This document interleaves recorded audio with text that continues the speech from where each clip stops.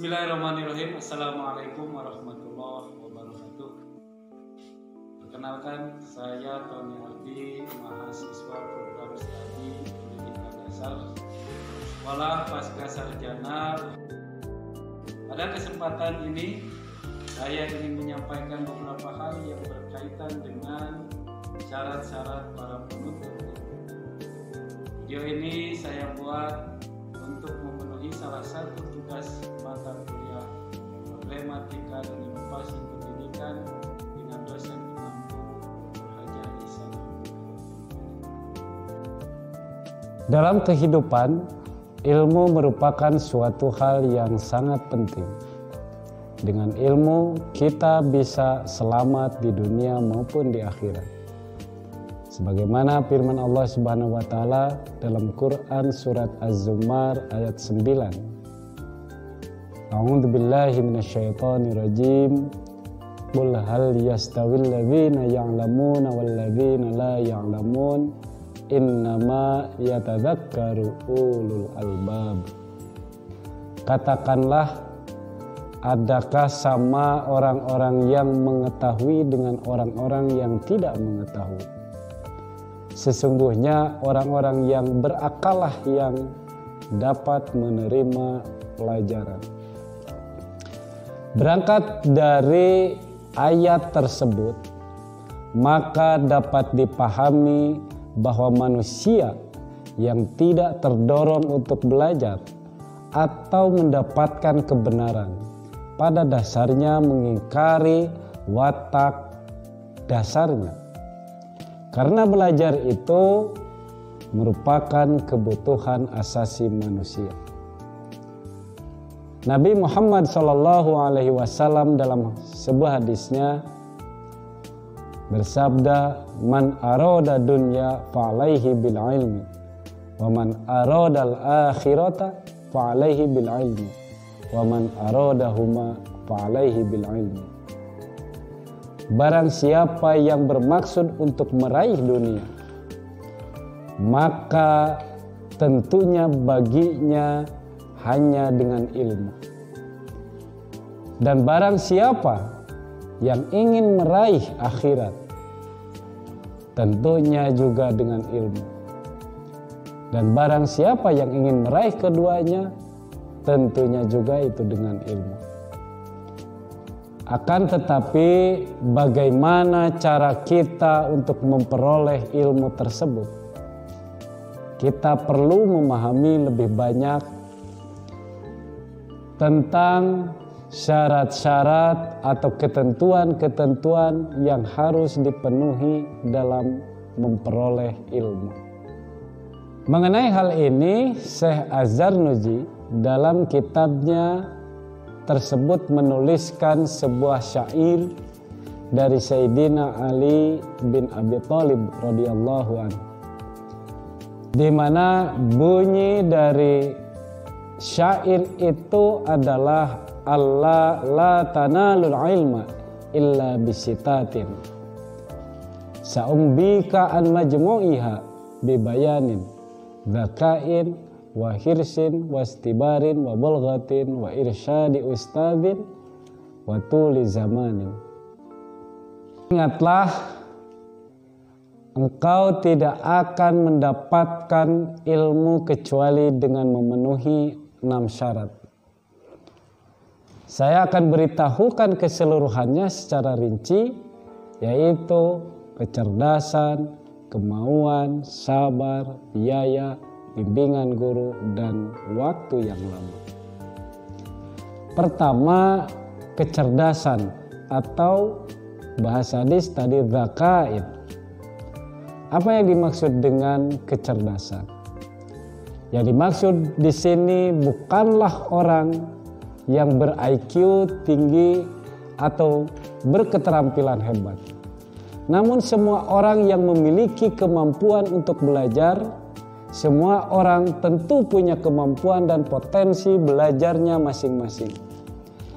Dan itulah mengapa zakain ini menjadi modal pertama dalam mencari ilmu. Kecerdasan adalah hal yang lumrah dimiliki oleh manusia. Namun dalam setiap individu memiliki kadar yang bermacam-macam.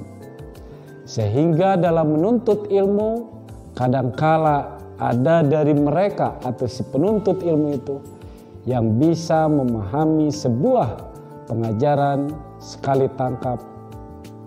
Di lain sisi, kadangkala ada juga dari mereka yang memahami pengajaran dengan berkali-kali. Tetapi dalam memperoleh ilmu, tingkat kadar kecerdasan bukanlah hal yang utama.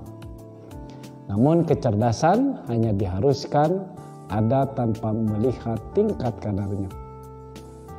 Yang kedua, bersungguh-sungguh.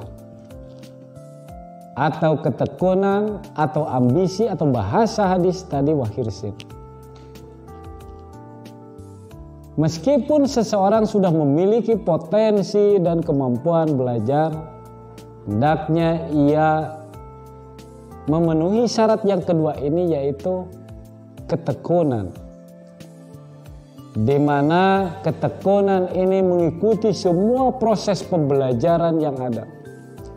Ketekunan menjadi faktor apakah seseorang atau seorang pelajar bisa mendapatkan banyak ilmu dan berfaedah dalam masa belajarnya, baik pembelajaran terhadap suatu bidang ilmu bersama teman-teman maupun ketika berinteraksi dengan guru. Dalam sebuah peribahasa mengatakan manjada wajada. Siapa yang bersungguh-sungguh pasti akan dapat. Bersungguh-sungguh atau berambisi dalam mencari ilmu adalah suatu yang tidak boleh ketinggalan, karena mencari ilmu itu bukanlah hal mudah. Banyak rintangan yang dihadapi seperti malas.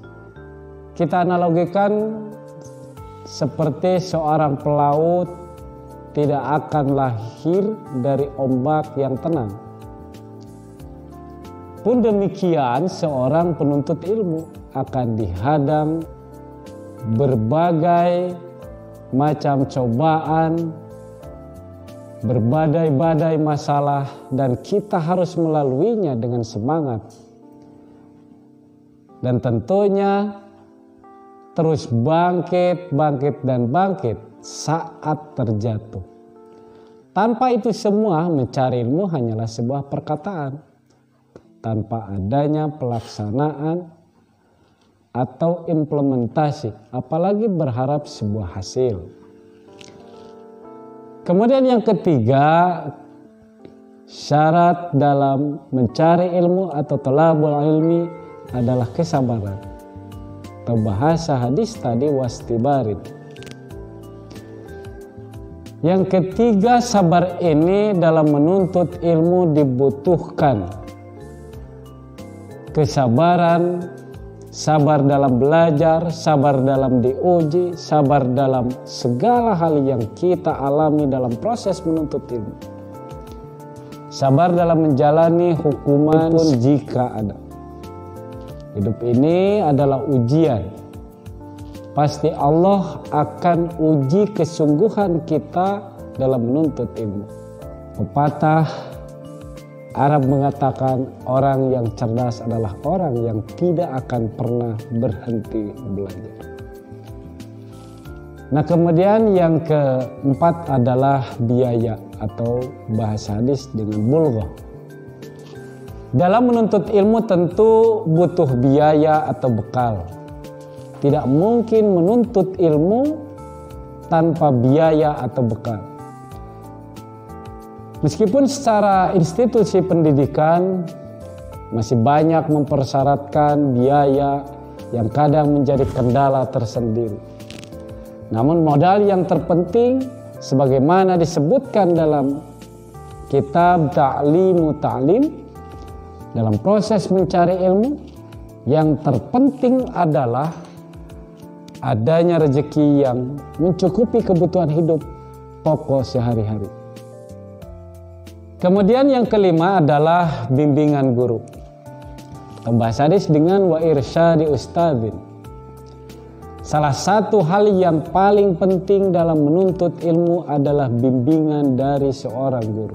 Dalam mencari ilmu, seseorang sering tidak baik untuk menyimpulkan sesuatu sendiri secara terburu-buru ataupun dari pengetahuannya sendiri secara serampangan.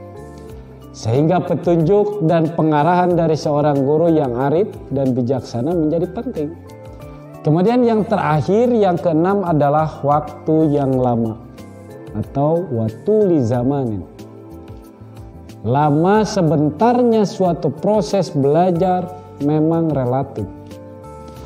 Namun ia harus didapatkan dengan proses dengan jangka waktu tertentu. Semoga kita mampu memahami dan mengaplikasikan atau mengimplementasikan syarat menuntut ilmu dari Imam Ali bin Abi Thalib radhiyallahu anhu tersebut. Terima kasih kami sampaikan. Mohon maaf apabila ada hal-hal yang tidak berkenan. Fastabiqul khairat. Wassalamualaikum warahmatullahi wabarakatuh.